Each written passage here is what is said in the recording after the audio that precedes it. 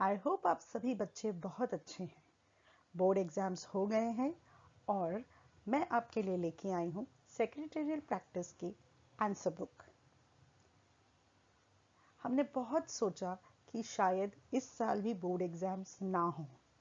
हम सोच रहे थे कि बोर्ड एग्जाम्स नहीं होंगे, जैसे 2020 नहीं में नहीं हुए थे वैसे 2021 में भी नहीं होंगे।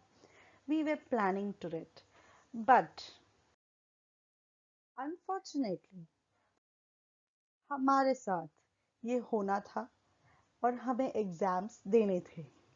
सो we have to give it. We tried कि ऑनलाइन ही होने चाहिए। बहुत सारे पेटिशंस गए कि बच्चे रेडी नहीं हैं, ऑनलाइन ही होना चाहिए, फिजिकल लेक्चर्स कम हुए हैं, बहुत सारी चीज़ें हुई, लेकिन हमें एग्ज़ाम देना ही पड़ा। इसकी तैयारी करने के लिए हमें आखिर में रेडी होना ही पड़ा। भले हमने गुस्से से किया हो, बट हमने पढ़ाई की और कोशिश की है कि हम कुछ तो लिख के आए ताकि हम पास हो सके।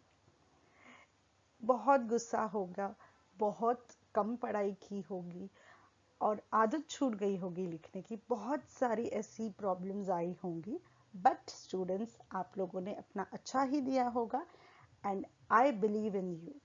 सो आज के जो आंसर्स मैं बताऊंगी, आप उसमें से आप देख सकते हैं कि आपने कितने स्कोर किए हैं उसमें marks, and you can find out कि आप कितने मार्क्स स्कोर कर सकते हो अपने परसेंटेज के हिसाब से। Okay students, let us begin. Secretarial practice, my subject which I teach. So हमेशा जब पेपर आता है तो उस पे ये नोट हमेशा होता है, all questions are compulsory, figures to the right indicate full marks, for figures to the left indicates question numbers, answer to every question must be started on a new page. Yes, this is very important.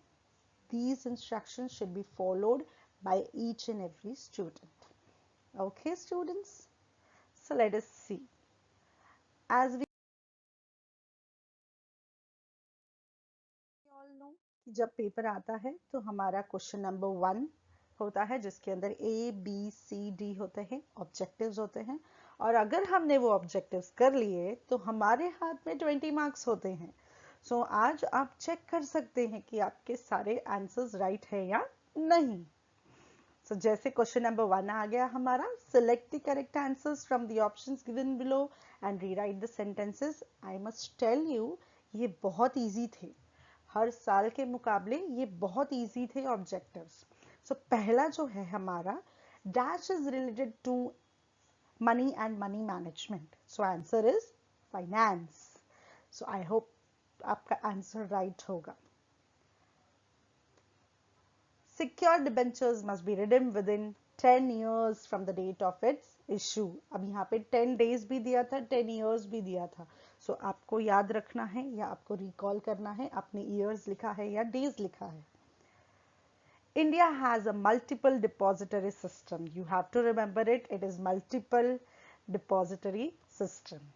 Dividend is to be paid to the shareholders within 30 days from the date of declaration. 30 days. Very important, okay? Fifth, accumulated dividend is paid to cumulative preference shares. Very important. Cumulative preference share holders को हम ये देते हैं। I hope आप लोगों के ये answer सही हो। बहुत बहुत बहुत ज़्यादा इजी था, इसीलिए मैं चाहती हूँ कि आपको 5 मार्क्स पूरे मिलने चाहिए। It is always given from the board exam. जो क्वेश्चन बैंक दिया था उन्होंने उसी में से क्वेश्चंस प्रिपेयर करके दिए हैं। हमारा बहुत सारा पोर्शन भी कम किया गया था, जिसके मुकाबले आप आराम से पास हो सको। सो बच्चों, अगर आपने पढ़ाई की है तो ज़रूर आप क्लियर कर सकते हो। ओके स्टूडेंट्स, एंड जिन जिन के पूरे 5 करेक्ट आए हैं, they can actually dance. Yes, they can actually dance for it. Yes. So let us move ahead. The B part is match the pairs.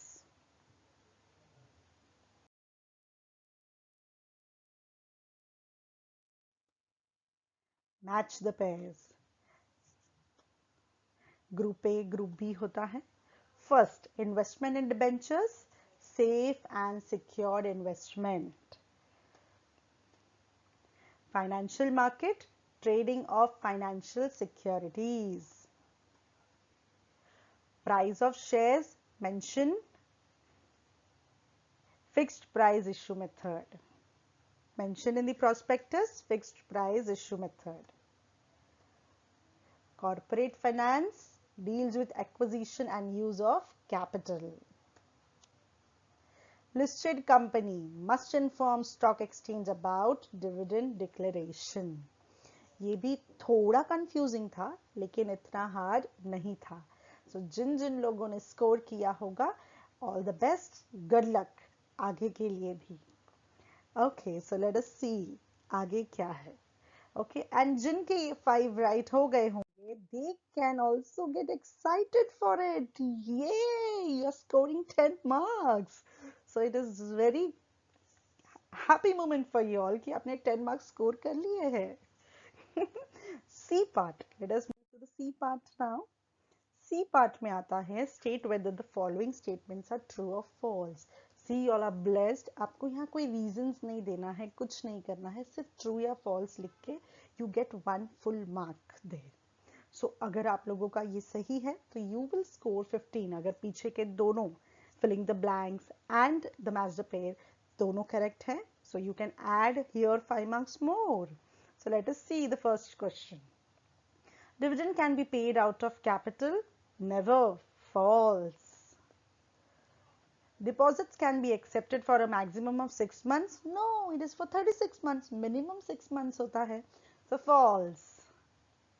Depository bank stores the share on behalf of GDR holders? True. Correct. Securities market is an unorganized marketplace in India? No. False. Shares are fully paid up shares. True? Yes. False, false, true, false, true. This is the answer. Yeah. And I can also play the trick. कुछ चीजें मैंने गलत दी होंगी, आप उसमें से मुझे comment करके बता सकते हैं कि कौन सा मैंने गलत करके दिया हुआ है. इससे क्या होगा, हमारा कम्युनिकेशन होगा, वी आर कनेक्टेड, मुझे ऐसे फील होगा.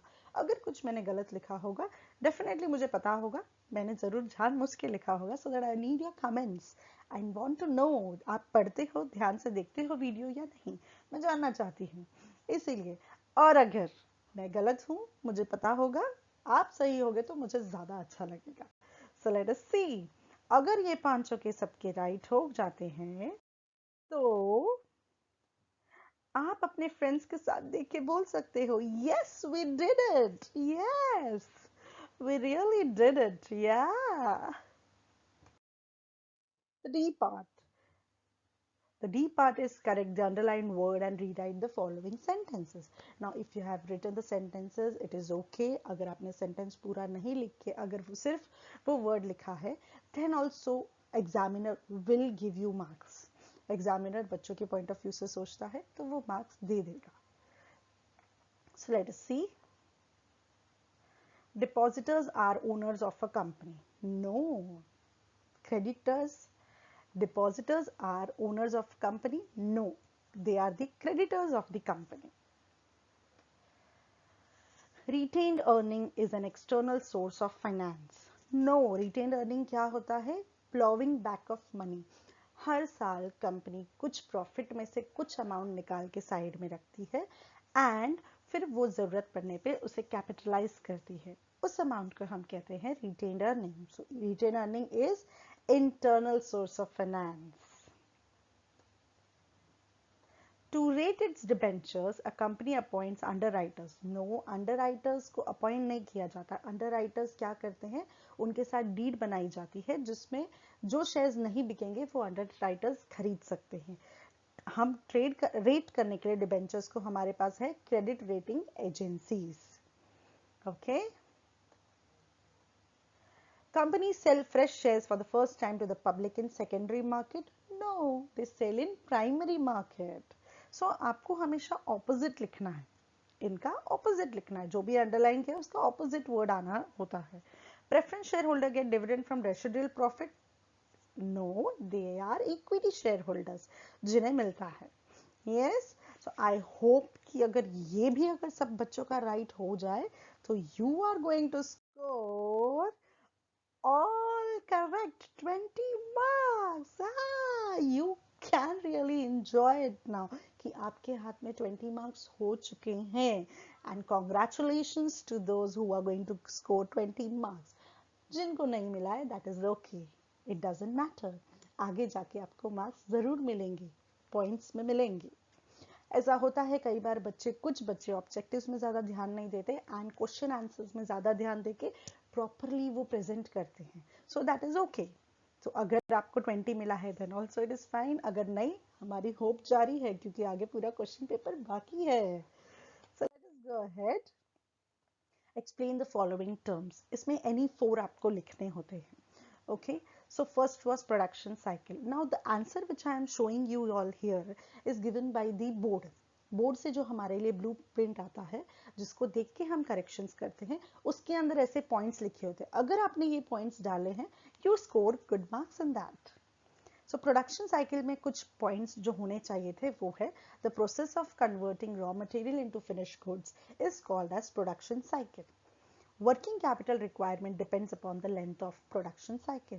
If the period of production cycle is longer, then firm needs more amount of working capital. If manufacturing cycle is short, it requires less working capital. अब ये 4 point में से अगर आपने 2 या 3 पॉइंट भी लिखे हैं, you will score full marks there. Okay. Second one, overdraft. Overdraft is a facility which is given to the current account holders. So let us see what is the point given by the board जो count हो सके.